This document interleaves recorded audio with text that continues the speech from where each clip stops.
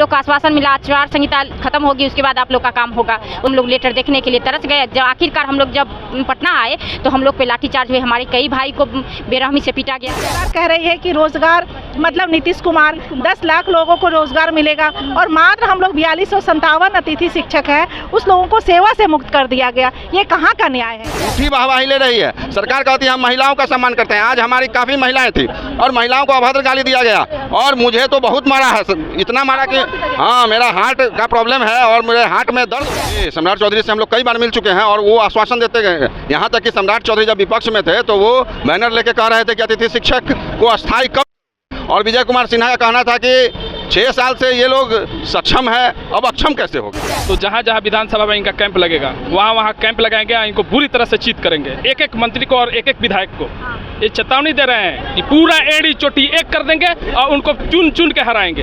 हाँ देख लीजिए, सरकार एक तरफ दावा कर रही है कि हम बीपीएससी टीआरई से जो है शिक्षक को ले रहे हैं, रोज फर्जीवाड़ा में शिक्षक पकड़ा रहे हैं। सैकड़ों की संख्या में हर जिला में शिक्षक 1 से लेकर के 12 तक के फर्जी शिक्षक पकड़ा रहे हैं।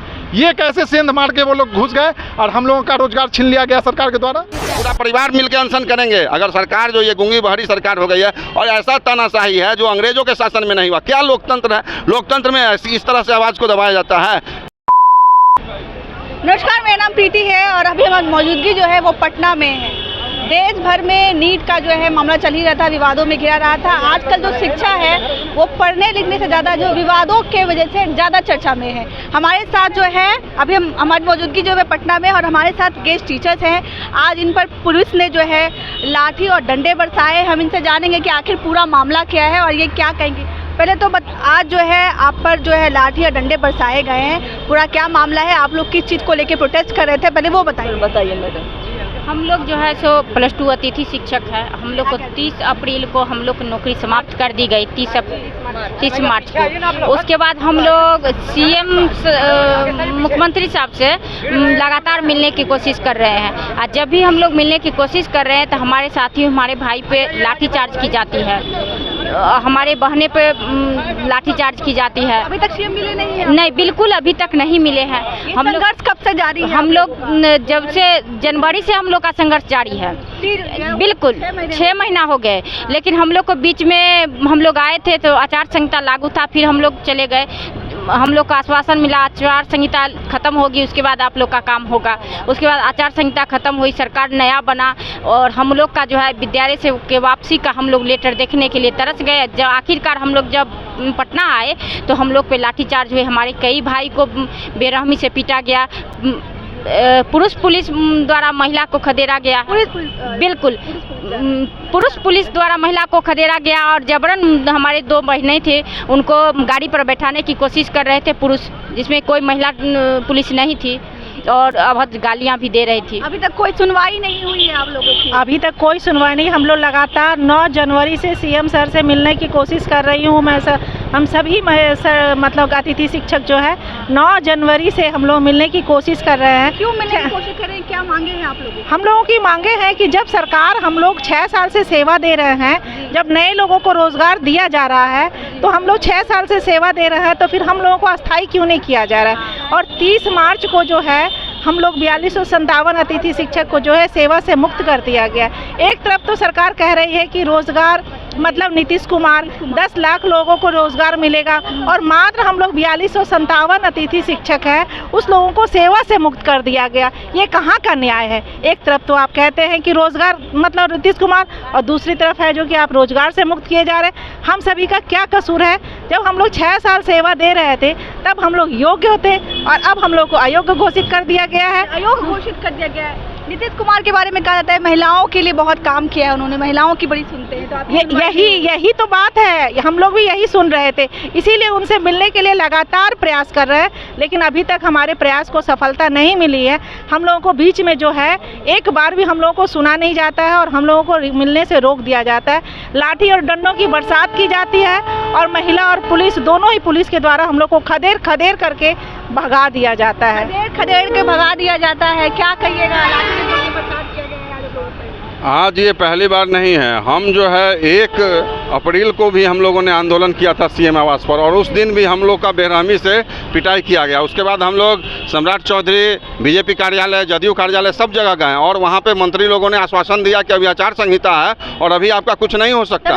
आपकी बात भी हुई थी जी, सम्राट चौधरी से हम लोग कई बार मिल चुके हैं और वो आश्वासन देते गए। यहाँ तक कि सम्राट चौधरी जब विपक्ष में थे तो वो बैनर लेके कह रहे थे कि अतिथि शिक्षक को अस्थायी कब, और विजय कुमार सिन्हा का कहना था कि 6 साल से ये लोग सक्षम है, अब अक्षम कैसे हो गया।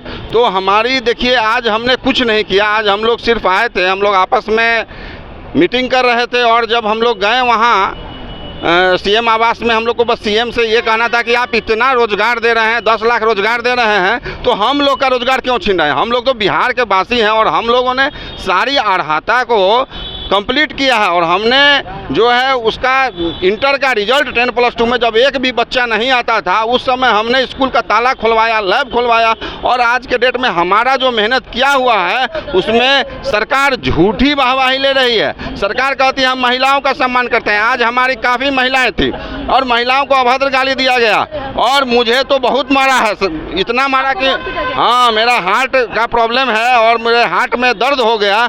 तो हमको पुलिस जो है जबरन एक गाड़ी में बैठा दिया टेम्पू में, और हमको कहा कि आप इनको तुरंत जो है घर पहुंचा दीजिए, स्टेशन पहुंचा दीजिए, और पैसा भी नहीं लीजिएगा। तो उसके बाद हम गए, हमको दर्द ज़्यादा हो गया, आवाज दबाने की कोशिश की जी। उसके बाद हमारा दर्द जब बढ़ गया, हम हॉस्पिटल जा रहे थे इलाज कराने, हमारे कुछ साथी थे, जैसे हमने वहाँ पे उतरा, बस पुलिस जो वहाँ पे मजिस्ट्रेट भी थे, उनका क्या नाम है हमको तो नहीं याद आ रहा है, लेकिन मजिस्ट्रेट के सामने में मजिस्ट्रेट ने इतना मार मारा वहाँ उसके जो पुलिस ने है, जबकि हम कह रहे सर हम हॉस्पिटल जा रहे हैं, और फिर वहाँ पर एक गाड़ी पे बैठा दिया बिना किसी गलती के, और हमने कुछ नहीं किया। हम सिर्फ ये मांग सरकार से आज रखने आए थे कि जब आप सबको रोजगार दे रहे हैं तो हमको क्यों बेरोजगार कर दिए। और अब हम रोड पे आ गए हैं। अप्रैल से हमारा परिवार चूल्हा नहीं जल रहा है, 1 अप्रैल से पूरा परिवार हम लोग तो अनशन पे आएंगे, हम लोग पूरा परिवार मिल के अनशन करेंगे। अगर सरकार जो ये गूंगी बहरी सरकार हो गई है, और ऐसा तानाशाही है जो अंग्रेजों के शासन में नहीं हुआ। क्या लोकतंत्र है? लोकतंत्र में इस तरह से आवाज को दबाया जाता है। पुलिस ने जबरदस्त मीडिया के सामने में मारा है और कहा कि भागो नहीं तो और मारेंगे, मारते हाँ। और जब हम बैठ गए वहाँ पे तब मारने लगा हमको, तो हम कहे कि अब हमसे नहीं दौड़ा जाएगा, मेरा दर्द हो रहा है।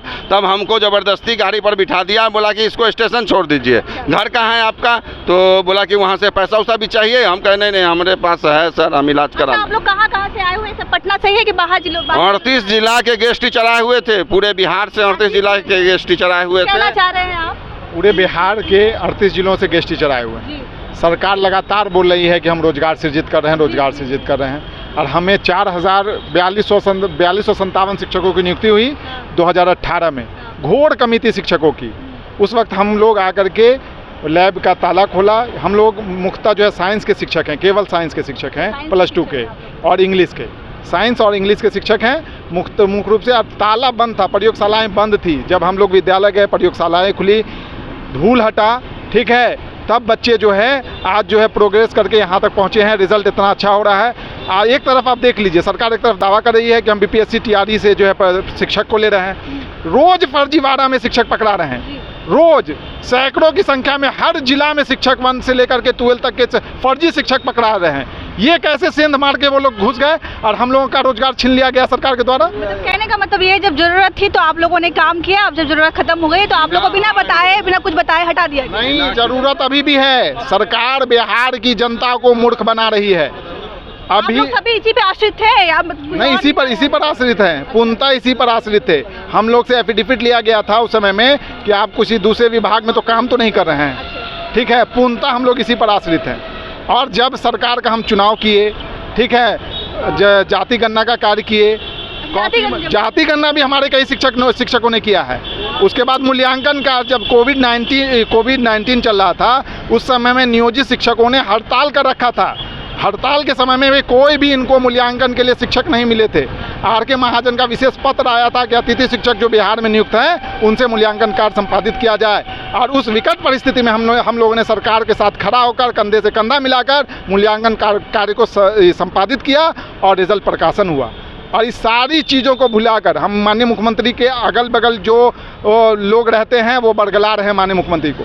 मुख्यमंत्री जी कभी रोजगार छीनने के पक्ष में हमको नहीं लगता है कि होंगे वो, क्योंकि वो लगातार रोजगार देने की बात करते हैं। लेकिन जो बिचौलिए हैं, जो हमारी बात माननीय मुख्यमंत्री तक नहीं पहुंचने देना चाह रहे हैं, हम ये भी कहेंगे कि माननीय मुख्यमंत्री जी आम जन से अभी दूर हो गए हैं, बिहार की जनता से दूर हो गए। उनको हर जिला में, हर गांव में कैंप खुद से लगाना होगा। ये बिचौलिए उनको बर्बाद कर रहे हैं। हमारी दर्द को माननीय मुख्यमंत्री तक, आप चौथे स्तंभ हैं, ठीक है, लोकतंत्र के आपसे अनुरोध है कि माननीय मुख्यमंत्री तक हमारी बातों को पहुँचाइए। अगर यह ऐसे ही चलता गया तो जहाँ जहाँ विधानसभा में इनका कैंप लगेगा वहाँ कैंप लगाएंगे, इनको बुरी तरह से चीत करेंगे, एक एक मंत्री को और एक एक विधायक को।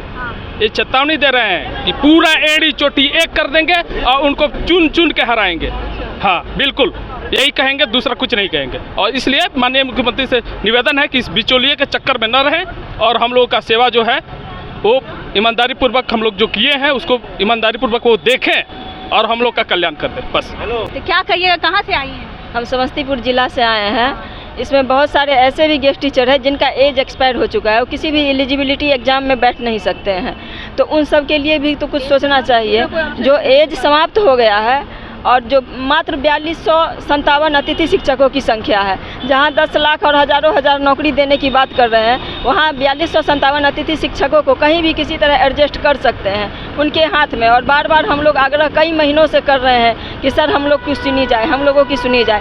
हम लोग तो अब किसी एग्ज़ाम में भी नहीं बैठ पाएंगे, तो फिर इस स्थिति में हम लोग अब कहाँ जाएँ? कहीं कोई हमें जॉब नहीं मिल रहा है और हम जो जिस जॉब में 6 साल हम अपना बहुमूल्य समय वहाँ दे दिए, अब दूसरे जगह हम कहाँ फिर से जीरो से शुरू करना पड़ेगा। तो हमारे पास आर्थिक स्थिति का भी संकट उत्पन्न हो गया है, हमारे बच्चे भी रोड पर आ गए हैं, हमारे बच्चों की भी पढ़ाई लिखाई और घर की स्थिति गंभीर होते जा रही है। इसलिए हम माननीय मुख्यमंत्री जी से कहना चाहेंगे कि हमारी बातों को आपके द्वारा उन तक पहुँचाया जाए और वो हमारी मांग को, हमारी तकलीफ़ों को समझे, क्योंकि सदैव वो महिलाओं का साथ दिए हैं। आज हम महिलाएँ अतिथि शिक्षिकाएँ कहाँ जाए? 10+2 में हम लोग पढ़ाते थे तो हमारा घर और हमारे बच्चे सभी अच्छे से पढ़ भी रहे थे और चल भी रहा था। आज हमारा एज भी एक्सपायर है, कहीं कोई रास्ता नहीं है। बहुत सारे ऐसे अतिथि शिक्षक हैं जिनकी उम्र जो है ख़त्म हो गई है, वो इसी कार्य पे जो है आश्रित है। उनका कहना है कि मुख्यमंत्री उनकी बात सुने और मुख्यमंत्री उन पर ध्यान दे। जब जो है बच्चों को ज़रूरत थी तो उन्होंने अपने जान से खेल करके उनको पढ़ाया, विद्यालय के ताले खुलवाए, लेकिन अब जब उनको लगता है कि वो परमानेंट हो गए तो उनको कार्य से हटा दिया गया। ये तो जो है नाइंसाफ़ी है, कहीं ना कहीं कह सकते हैं कि ये जो है इनके साथ नाइंसाफ़ी की गई है। बाकी आपको क्या लगता है, आप हमें बताइएगा। तब तक के लिए धन्यवाद।